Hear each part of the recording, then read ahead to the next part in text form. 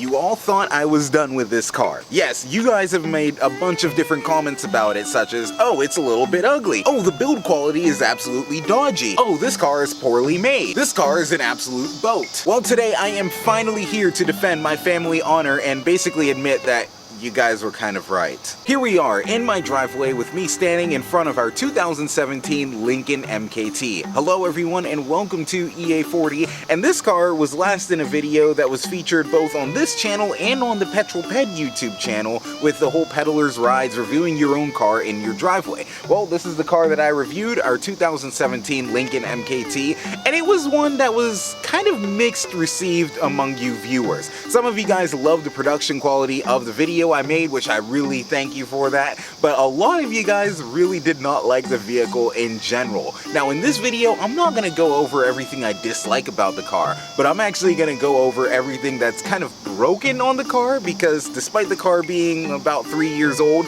there are some things that need to be corrected, and for those of you who said that the build quality was dodgy, you're going to find out why it is. Some of the issues with the car are going to be on the exterior, some are going to be in the interior, some will be with the electronics on the car, and then maybe some will be mechanical as well. So we're going to start with the exterior. I'm going to be holding my camera so it's not going to be here on the tripod the whole time. So I'll admit, from a distance, the car does look pretty good. I know some of you guys are going to be like, oh, the car is still ugly. That's not the point of this video. We're going to go over what is broken on the car. So from a distance, it looks good, but when we go up close to some places, you're going to see some things that are wrong. So if you watched the version of the Peddler's Rides that I sent to Petrol Ped, you wouldn't have seen this. However, if you were watching the longer version that I put on my channel, you would have seen this here. I'm not really sure what has happened here. I don't know if it's like paint that's come off, clear coat or something, but yeah, like you don't really see that happen in a place like this, and I don't know why it happened. I do know that the material here is different from here, but still, like, how does this happen? Speaking of around this corner though, if you look closely, feels like the panels don't really line up either. Like, it's kind of hard to tell.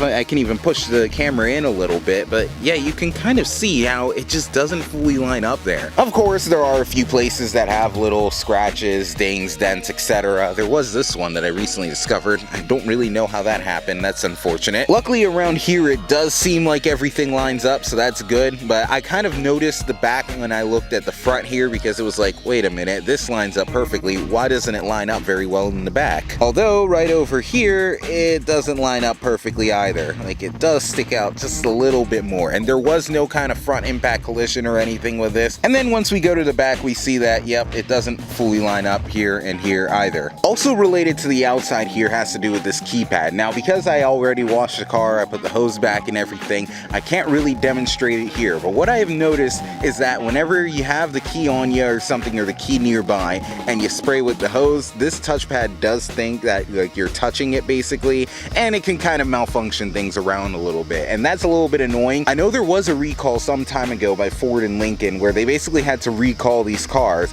because the touchpad would end up locking in some of these drive-through car washes where you have to actually get out of your vehicle. So the cars were locked, there would be no one inside of them, you have to get out of the car, of course, and then when the cars get to the end of the automated car wash, well, there's no one to unlock it and get the car out of there in time, and you'd have very embarrassing low-speed fender benders. So Ford and Lincoln, they did have to recall over that. I don't think this car has been affected by any of that, but it is a little bit annoying, and it is a little bit eyebrow raising. So whenever I have to wash the car, I have to make sure that the key's a good distance away, simply because I don't want the thing to malfunction or anything like that. But all that aside, let's go and look into the inside of the vehicle, where there are just a few trim things that are a little bit off, such as right over here. It's more prominent on the passenger side, I'll get to that, but yeah, you can see how it doesn't fully line up over there. Kind of have to push around and play around with it. It doesn't seem like that big of a deal in some ways, but you also got to remember that both of my Saab 9.5s don't have this kind of issue. Those kind of cars are much older than this, and this newer car is the one that seems to have that issue. So it's almost a case of like, Lincoln, how does this happen to be an issue for you? And then you realize it's just a case of dodgy build quality. Now the passenger side is where this issue is even more apparent. I mean, yes, you can push it in relatively easily, but look at this. You don't even need a trim tool to end up pulling all of this apart. Like, it's just apart here. And why is this a thing? Why? Like, there are easier places where you can reach in and pull it out, and you can push it. Like, so we can push it in, and from a distance, obviously looks pretty good. But the fact that, like, it's just so easy to pull it out here, it makes you think, like, what was happening here? Like, this is just thrown together. Now, if you happen to think that that's just a feature from the front, well, I can tell you from the back, it's pretty normal here. I guess I could, if you reach under, you can still pull it apart. Maybe they made this so that you don't even need tools to pull off interior trim and stuff, but otherwise, for the most part, everything lines up here, and obviously you have to like try and pull this off, whereas in the front it was just kind of off already.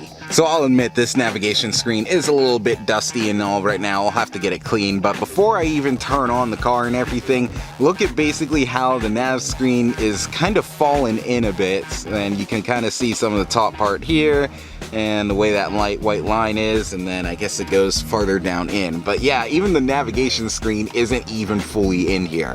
Not very good. So we're gonna turn the car on now, hit the engine start button twice. Basically puts it in the on position if you had a normal key. We're gonna switch over to audio just so that you guys don't see like where I live or anything. Yes, this is like a throwback radio station, so that's a song that happens to be on right now. It's nice that this thing has HD radio. Now, I've already commented on this screen here, but the other thing that has kind of gone awry at times has to do with down here. Now, right now, it is working. I'll keep the volume low, and this does take a little bit of getting used to, but there have been a few times, it's happened more increasingly often recently, where the controls here just end up not working, so you're not really able to turn off the audio, or you have to use a steering wheel controls or something. You can't really adjust the temperature easily, so you have to figure out like how to do things up here, and it gets annoying whenever that happens. Luckily, yes, there are like controls here on the screen that can kind of override some things, but yeah, I really hate whenever this lower area just stops working. I'm guessing we're gonna need a whole new unit here, which would involve also a new CD changer possibly. I'm not fully sure. We did once even unplug the battery just to kind of reset the system. However, that didn't fully work. So yeah, we're probably just gonna need a whole new unit here. It does help that this is all under warranty, but this should not be going wrong. But honestly, if I could even get like some kind of theoretical upgrade or something, it would be nice to have actual buttons here. There's a reason why Lincoln doesn't use this interface anymore, and that's because, well, quite frankly, it sucked, and people preferred the buttons more anyway, and I wish we had that. And now that we have the whole Android Auto set up and everything, oh, funny thing as well, this phone thinks that it's all like a Ford system instead of Lincoln. I know it is technically the same, but yes, the icon is Ford and not Lincoln, so that's a little bit funny. I like to rub that into my parents, like, see, you have a Ford, just to rub it in their faces. However, I can't really display this next part because it would involve giving away my location and stuff, but what I've noticed is that recently in Waze, I don't get audio directions anymore, and I've like reinstalled the Waze app, and for some reason it just doesn't work. So I'm not sure if it's like an Android Auto issue, I'm not sure if it's an issue with the sync system itself, but yeah, basically the Waze audio doesn't show up. I can listen to Google Play Music if I wanted to, or now YouTube Music technically, but yeah, it's not working for some reason. I don't know why, and it's kind of a shame because recently I was driving this car and I did enable the Batman voice in Waze. I do like that voice quite a bit. Usually I prefer the normal voices, however, Batman, that one's gonna be limited, so I kind of wanted to try that out. The voice that I really missed though was the Waze with Jeremy Clarkson, Richard Hammond, and James May. I wish they kept that one around longer. But anyway, I digress. But yeah, that's an issue that I'm having with Waze. I'm not sure what exactly is causing that. Next up is the engine, where under here we have a twin turbo EcoBoost engine, V6 direct injected turbocharged. That's what the whole EcoBoost thing is. This one is good for 365 horsepower, which is a pretty good amount, and I quite like that. However, the downside of this engine is, well, to be honest, I feel like they just didn't design some things very well. You might remember our previous Lincoln MKT where we had both of the turbos fail on the car at different points. Well, I was recently talking to someone like off the record who is a Ford service advisor. I'm not going to disclose his name or anything like that, but what he was telling me is that basically these internals weren't designed all that well, and so if you want to avoid issues such as replacement replacing the turbos really early, along with the water pump, because that's also a common failure point. You have to do your oil changes every 3,000 miles. And that's a little bit silly if you ask me, because most people don't do that. It's really only the car enthusiasts driving stuff like BMW M3s and stuff where you end up like doing your oil changes every 3,000 miles, partially because you drive the car pretty hard to begin with. This car, it's almost never taken the red line. Granted, maybe if I'm driving it, it might go above 3,000 RPM. Even sometimes when my parents are driving it, it might go above 3,000 RPM a good amount of times, but it's not like this car is really thrashed around. So I think it's relatively silly that you have to do oil changes that often if you want to avoid some issues. And I am very much inclined to believe that service advisor because, well, we've had one of these before where the turbos blew, and luckily we sold that car before the water pump was likely to go. So that's really annoying. The other thing I want to bring up has to do more with under the car, and it's going to be pretty hard to tell, so you're not going to see me holding the camera here the whole time.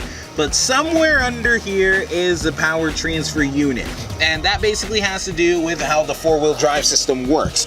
Now, this is going to be an interesting one. A problem that we had in our previous Lincoln MKT was that there would be a bit of a clicking sound from that area whenever you're accelerating uphill or something, or even sometimes accelerating on straight ground. And that's because there was a service bulletin to have that power transfer unit replaced. Obviously, we couldn't get it done under warranty, and we ended up just not getting it done on the old vehicle. Ford and Lincoln claim that the power transfer unit is sealed for life. However, if you want to avoid issues with that, I was told that you have to replace the fluid in that every 30,000 miles. Now, in a way, that's reasonable because I hate whenever they say parts are sealed for lifetime anyway. Like, I feel like transmission fluids, those are never sealed for lifetime, and this is no different, really. However, it is annoying that Ford and Lincoln, along with other manufacturers, say that these things are sealed for life. And in this case, yeah, Ford and Lincoln, they kind of know that it's a bit of an issue, and rather than having people replace the fluids and stuff in it or telling the dealerships to, they just rather wait for the service bulletin so that people get them replaced entirely,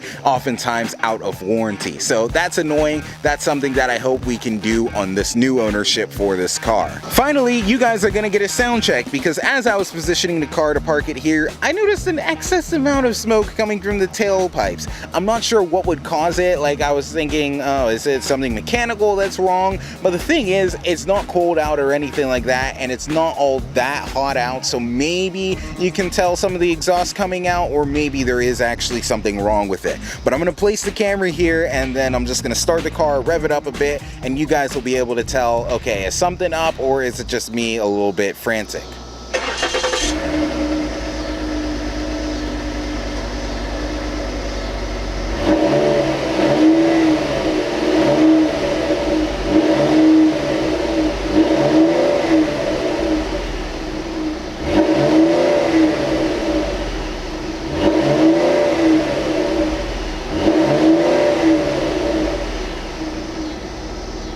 I'd finish this video with the hood or bonnet open because, well, quite frankly, this car is broken in some ways, and it's kind of annoying because a car like this has about a $57,000 price tag, yet there are a bunch of fit and finish things that are wrong with it. Like, how does that end up happening? Even one of my friends who has a Range Rover Velar, she doesn't have any fit and finish issues with it. However, she has had a few electrical gremlins, such as one of the touchscreens not working. Luckily, that hasn't happened here, but like I even pointed out, the touchscreen wasn't properly installed, and then the capacitive touch stuff itself wasn't fully working. Luckily, this car needs to come in for service anyway, because I know the brakes have to be done. Maybe we can also sneak in an oil change and changing out the power transfer unit fluid.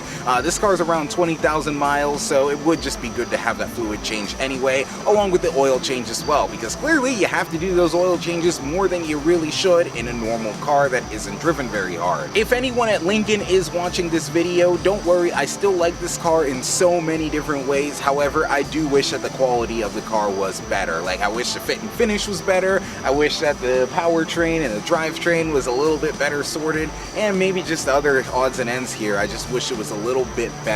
And I feel like if Lincoln can continue that and make it better on some of their newer cars, then you're going to start to see Lincoln becoming even more competitive, even though they decided to get rid of their sedans like all the other Americans have, which I think is a mistake, but I'll address that in a separate video. But for now, thank you all for watching this video on everything that is broken on my 2017 Lincoln MKT. Please give this video a like if you've enjoyed it. I hope you follow this page, and I hope you stay tuned for more drama or videos to come.